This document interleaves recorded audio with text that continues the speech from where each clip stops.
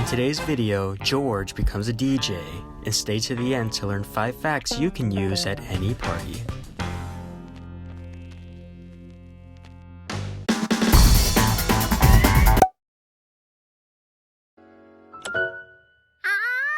Howl and Hal? I love you, man! Hey, can you howl for me? Woohoo!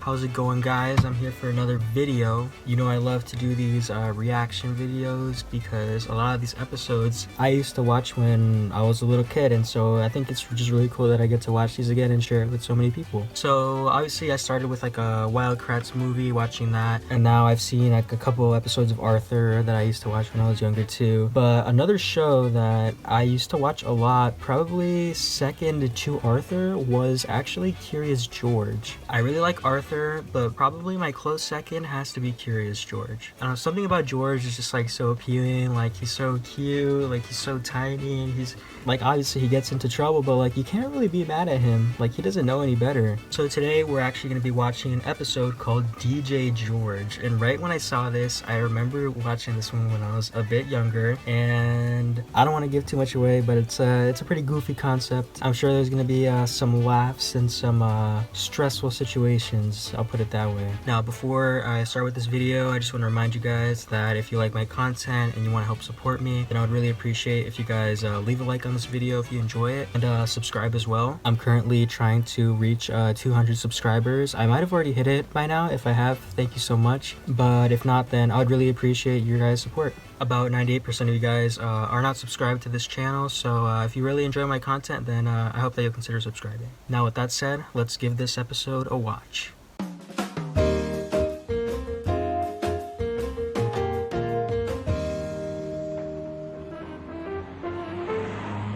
The man with the yellow hat loved jazz.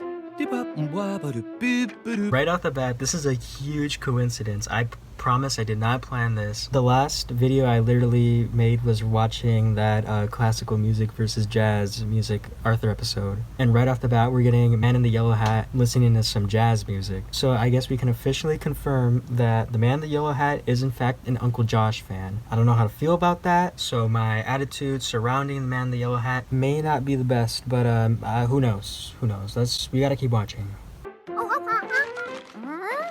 Popcorn. Oh, good idea. Ow, ow, ow, ow, ow, ow. I'm Howlin' Hal, continuing with our Bonnie Smooth marathon. Yo, they got a werewolf in the studio? That's crazy. They gotta watch out. There's gonna be carnage going everywhere. And for all you Bonnie Smooth lovers out there, now's your chance to win 2 free tickets to Bonnie's concert tonight. Huh?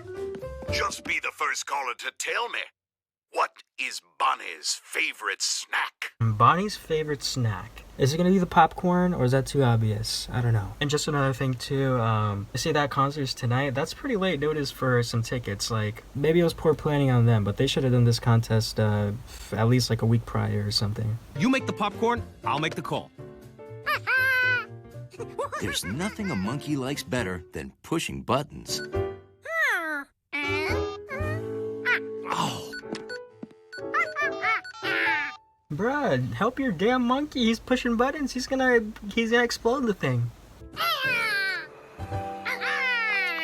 I love how excited George gets over literally everything. This man is celebrating turning on the microwave like he just got a victory royale in Fortnite. So, what's Bonnie Smooth's favorite snack? Raisins. Come on down and get your front row tickets. Raisins? Like, raisins are alright. I like oatmeal raisin cookies, but like raisins on their own, I mean, I guess I won't judge. Oh, this is great.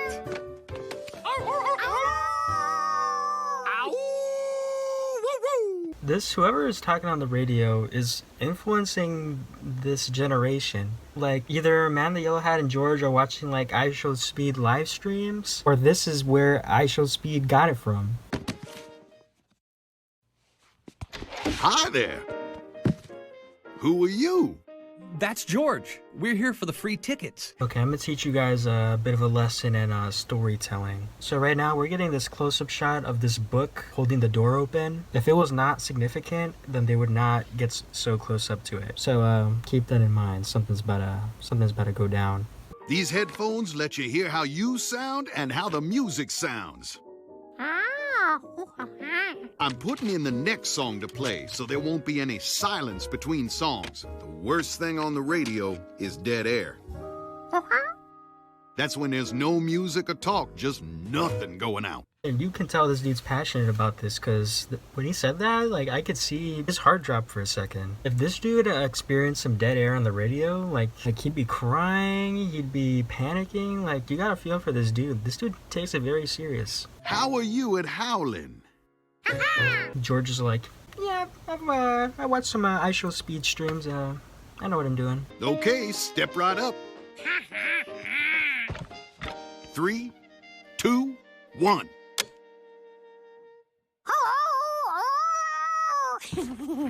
Nah, bro, don't give that a thumbs up. That was weak. That was like the weakest howl I've ever heard. Later, Bonnie Smooth is calling in at 2 o'clock to play a new song on my show.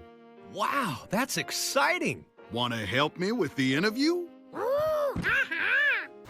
I hate that I have to say this, but I don't know how George is gonna help with that interview. George is gonna be asking this woman questions. He's gonna be like, and then what do you expect her to say? Like, how do you expect her to respond? Like, she's gonna think it's a joke.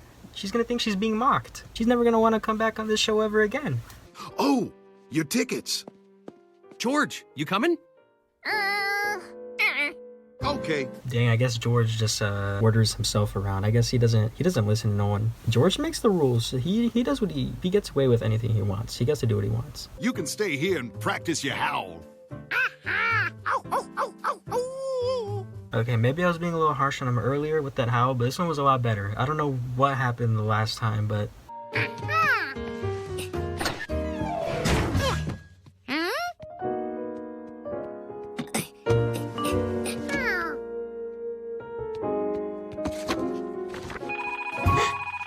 Bro, if that was me and I got locked in there and like if someone was like calling or I had to like go on the air or something, I'd be freaking out. Like I'd be panicking. I would not know what to do. Like imagine just like the whole radio station is just up to you to control it and like what are you gonna do about it? I don't even...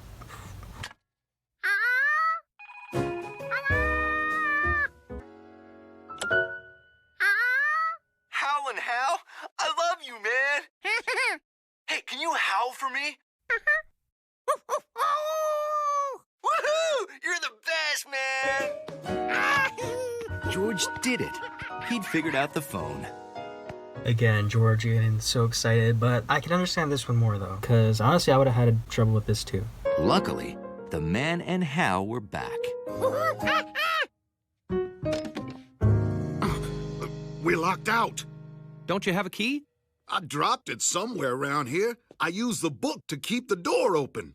George's always messing up something. George, he put the book there for a reason. You weren't supposed to move it. Now both of them are locked out. I do wonder though if he can open it from the inside. I know he tried opening it earlier, but it didn't really look like he was twisting it the right way. But we'll find out. Oh, if only we could get the next CD going. That would give us time to find the key. Or Earl.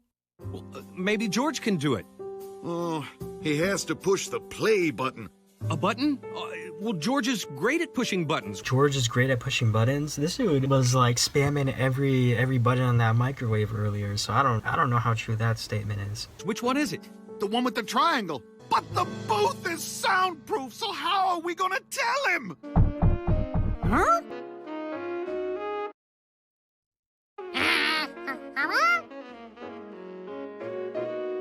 What were they doing? Oh my gosh! Oh no! Hey, this is a joke for the adults. Someone at PBS knew what they were doing. Didn't they know there was no time for games? Bruh, and George cannot be this clueless. You know, George, this is kind of hypocritical of George because normally George is the one playing all the games. But when the adults do it, then it's a problem. I know George is just a kid and all, but hey, he's gotta grow up someday. He's gonna grow up. George knew all the Bonnie Smooth songs, and this one was about to end.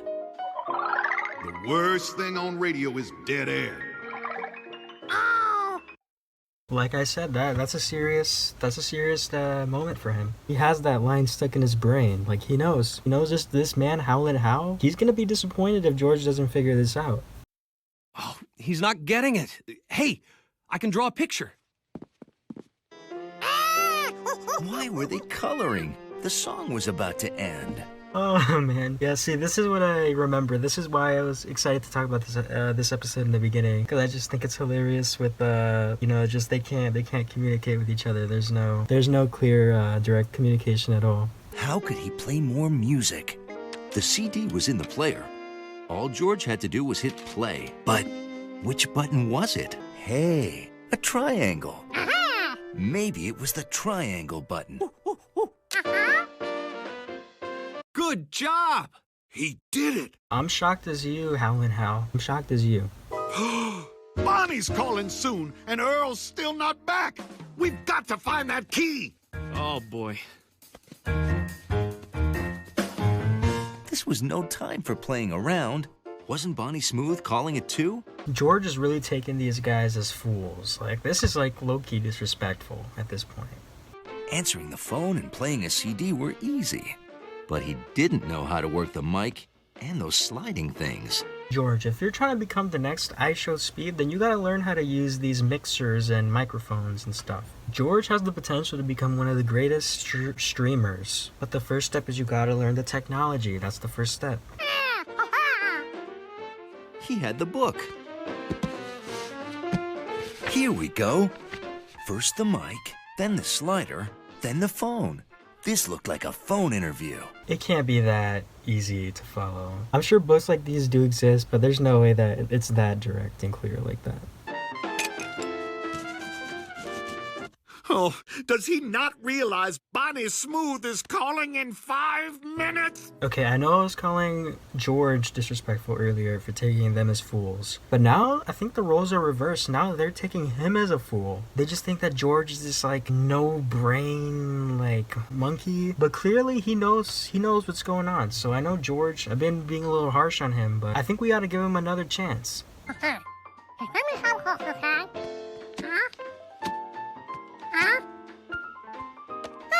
Yeah, no, George, honestly, George is really just a genius. Like he's not, you gotta remember, he's not human, he's a monkey. And he was able to open that book, figure it out, and he even made like little signs to put all over the machines to know the correct order of what to push. George is a genius. I think he's definitely one of the smartest animals to ever live.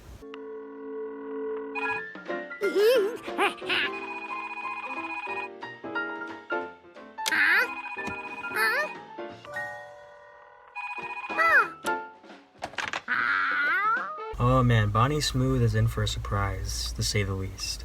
Howlin' Hal? The call wasn't coming through the phone this time. What had he forgotten? Hal? Howlin' Hal? Oh, I thought I'd missed you. I like that. That's a callback to the headphones from earlier. Another great storytelling technique. You introduce things in the beginning, and then they come back at the end, and it comes full circle. That's a lesson for the kids. How are you? He did it! Yes! My boss always said a monkey could do my job. Yeah, no, y'all better watch out. These monkeys they're getting smarter. They're getting way smarter. They're escaping the zoos. We gotta watch out before they start invading our workplaces, and the humans, we're gonna be out. We're gonna be out of there. Thanks for letting me come on with my new song. I wrote it special for you, you know, and it goes like this.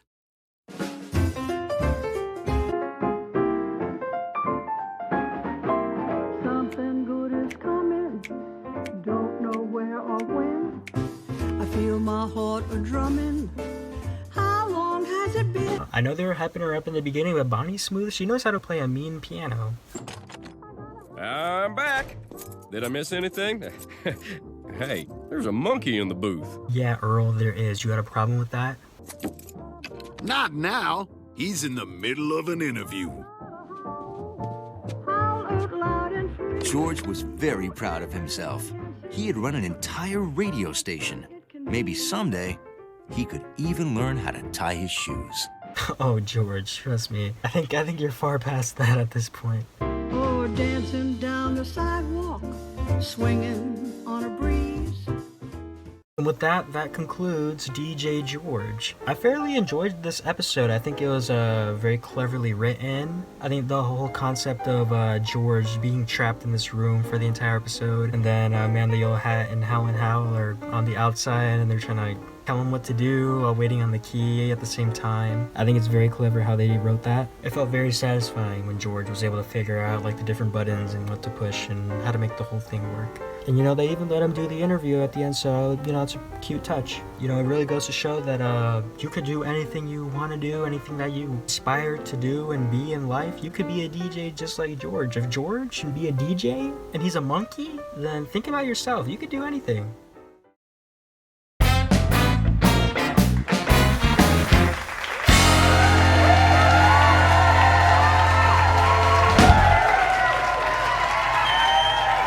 Welcome everyone back to the Two-Night Show. How's everybody doing today? So I was at a party the other day, and you know, when you're at a party, you're trying to make some friends, you know, you're trying to stand out from everybody. The best way to make friends at a party and steal that show is to know some fun facts. So on today's episode of the Two-Night Show, I'm going to be sharing with you the 5 best fun facts to tell at a party. Now this one is a very interesting one. Where's all my fruit lovers at in the crowd? Where are you?